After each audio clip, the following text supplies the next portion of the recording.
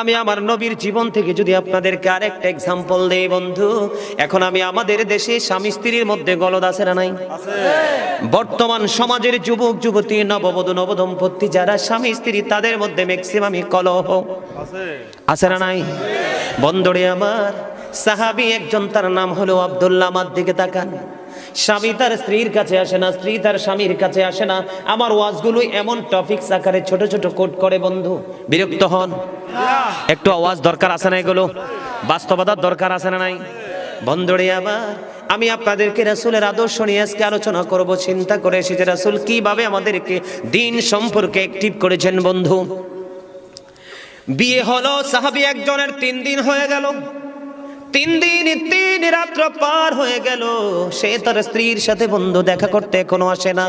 চুরিও করে না, মদও খায় না, গাঁজাও খায় না, ইয়াও করে, নেশাগ্রস্ত না। সে নামাজ পড়ে, শুধু রোজা করে আল্লাহকে ডাকে, আল্লাহর গোলামি করতেছে। দেখতে দেখতে দেখতে দেখতে বন্ধু 3 দিন 3 রাত্র পার হয়ে গেল। 3 দিন 3 রাত্র পার হয়ে যাওয়ার পরে এবার বন্ধু কি করলেন? আমার নবী ওই ছেলের বাবা বন্ধু পুত্রবধূর কাছে আসলেন। পুত্রবধূর কাছ থেকে তার ভালো মন্দ জানার জন্য এসে ডাক দিলেন বৌমাকে। বৌমা সালাম দিলেন।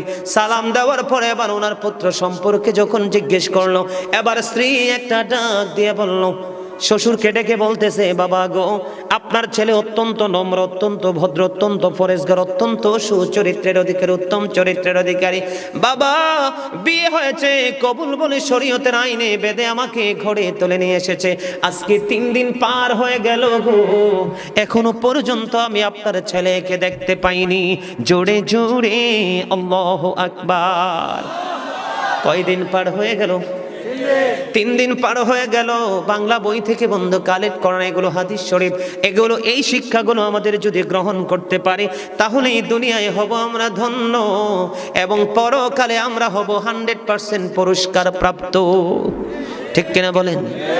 এবার বন্ধু 3 দিন হয়ে গেল, বন্ধু আসতে পারে না, এখনো পর্যন্ত ছেলেটা তার স্ত্রীর কাছে আসলো না। এবার বাবা পৃথিবীর কাউকে বন্ধু বললেন না, দৌড়ে চলে গেলেন প্রাণের নবীর কাছে, যাইয়া নবীকে সালাম দিলেন।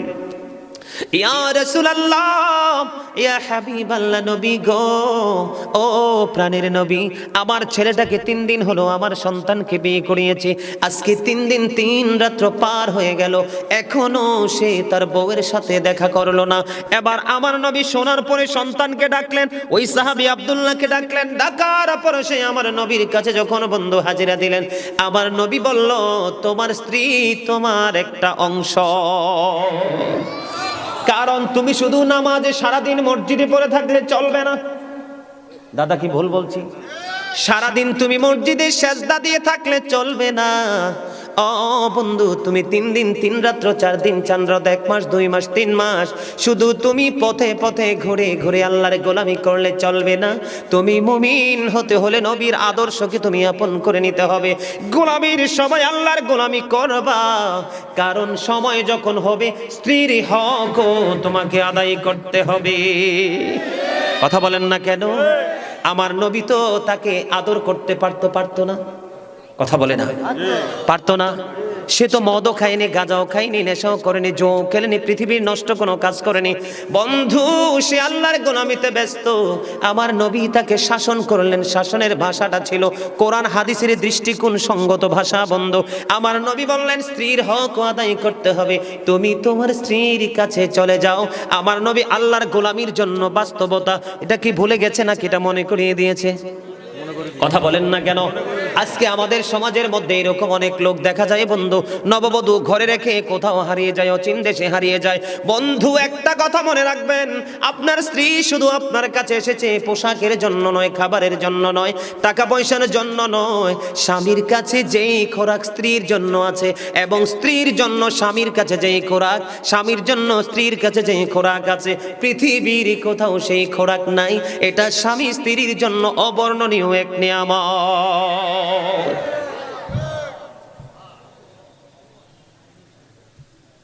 মনু হাসতাছো কি ফিন্নি? কি হইছে? কি জানি মনে হইছে রোমান্টিক আলোচনা। তো কি আলোচনা? আরে ভেরি ফ্যান্টাস্টিক। ঠিক কেন বলেন? আরো জোরে না রে ভাই? চামড়া বুড়ো হইলে কি হয়েছে? প্রেম তো আর বুড়া হয় না। প্রেম কি চামড়ায় থাকে না কালবে থাকে? কালবে থাকে।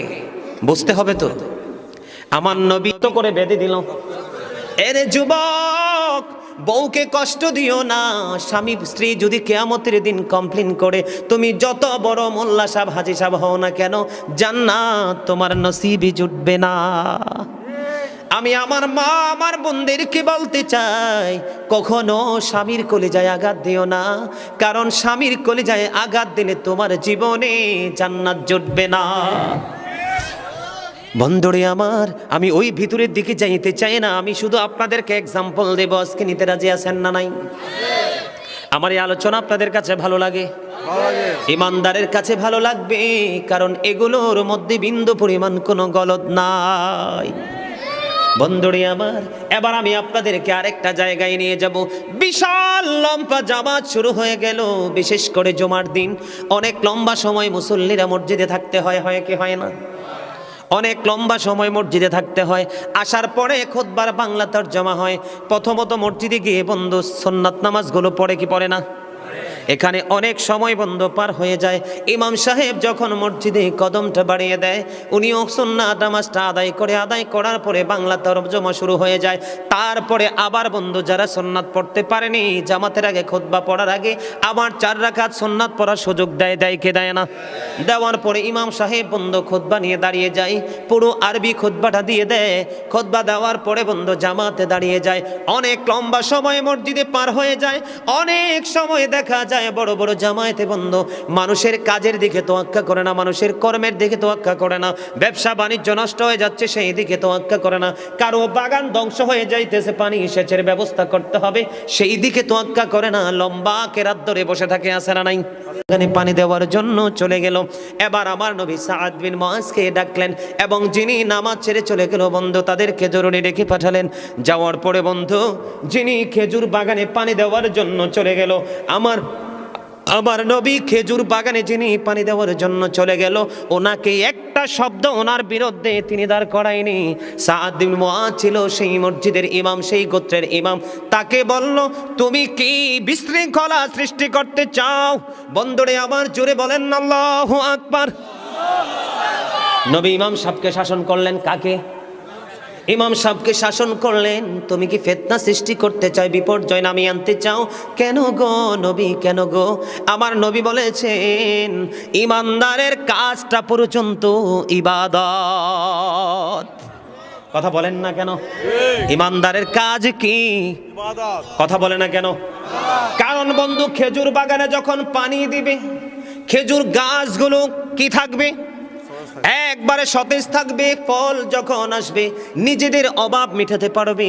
অন্যথায় এই বাগান থেকে অন্য এক শহর থেকে আরেক শহরে বন্ধু খেজুর সাপ্লাই দিয়ে দিয়ে মানুষের অভাব অর্থনৈতিক চাকাকে আরো শক্ত করতে পারবে।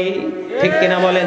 এই জন্য আমার নবী বলে দিয়েছে সাদ বিন মুআজকে, বন্ধু যখন বড় জামাতে যখন তোমরা দাঁড়িয়ে যাবে, ছোট্ট ছোট্ট কেরাত দিয়ে তোমরা নামাজ পড়াবে, কারণ তোমাদের পিছনে মুসল্লি অনেকের হাজত থাকতে পারে, অনেক সমস্যা থাকতে পারে। এটাই হলো সরকারে মদিনা। আপনাদের কাছে নিউজগুলো মজার কিনা, ভালো লাগে কিনা দেখছেননি? যখন আপনি একাকী নামাজ পড়েন, প্রাণ খুলে কোরআন তেলাওয়াত করেন, যত ইচ্ছা তত লম্বা করে পড়েন। আমার নবী যখন নামাজে দাঁড়িয়ে যেতেন, ফা মোবারক ফুলে বন্ধু লোহ মোবারক বের হয়ে আসতো। কিন্তু যখন বড় জামাতে যাবেন, যেমন আপনাদের এলাকার যে আমার দাদা ভাই এখানে মুরব্বীরা অনেকে বসে আছে, ধরেন তারা 15 মিনিট বসে থাকতে পারবে। এখন তারা এমন সময় গেল, ইমাম সাহেব 30 মিনিট মাইনাস করলো, এই মুহূর্তে জামাতেরও টাইম হয়ে গেছে। এখন কি উনি বাড়িতে যাবে না জুমার দিনের পবিত্র জুমার নামাজের জামাত ছেড়ে দিবে? কোনটা করবে? আমি কিন্তু এক্সাম্পল দিয়েছি আপনাদের, জাস্ট একটা ফর্মালিটি আপনাদের সামনে তুলে ধরলাম বন্ধু। এখানে আমার নবী ইবাদতকে, আমার নবী, আমি তো ভাবছি খেজুর বাগানের মালিককে নবী শাসন করবে। কাকে? কিন্তু নবী খেজুর বাগানের মালিককে শাসন করলেন না, শাসন করলেন ইমাম সাহেবকে। জায়গা বুঝে, সময় বুঝে, উপস্থিতির উপর নির্ভর করে তোমাকে কাজ করতে হবে। কোনো ধরনের বিপর্যয় সৃষ্টি করা যাবে। কথা বলেন না কেন? নামাজের মতো ইবাদত, কোরআন তেলাওয়াতের মতো তোর মধুর ইবাদত। আমার নবী এখানে বাস্তবতাকেও প্রাধান্য দিয়েছেন। ঠিক কিনা বলে? এই যে খেজুর বাগানকে টিকিয়ে রাখতে হবে, সময় মতো পানি দিতে হবে, সেচের ব্যবস্থা করতে হবে, তাহলে বন্ধু শুধু কি ইবাদত দিয়ে পৃথিবী চলবে? কথা কয় না, কথা বলেন না কেন? এই জন্য আমি আপনাদেরকে বলবো বন্ধু, যখন ইবাদতের সময় হয় চট করে ইবাদত করে ফেলবেন, যখন কাজের সময় হবে কাজ করবেন, যখন অসুস্থ হয়ে যাবেন আপনার শারীরিক চিকিৎসা আপনি করবেন। একটার জন্য আরেকটাকে ছেড়ে দিতে হবে না, কারণ পরিপূর্ণতা অর্জন করতে হলে যখন যেটা, যেমন ঘুমের সময় ঘুম, খাওয়ার সময় খাওয়া, পড়ার সময় পড়া, কলেজের সময় কলেজ, এমনি করে করে বন্ধু সেটিং করে রুটিন মাফিক কাজ করতে হবে, তাহলে জীবনটা ধন্য হয়ে যাবে। চমৎকার না? ভাল লাগে? কথা বলেন না কেন? মধুর লাগে?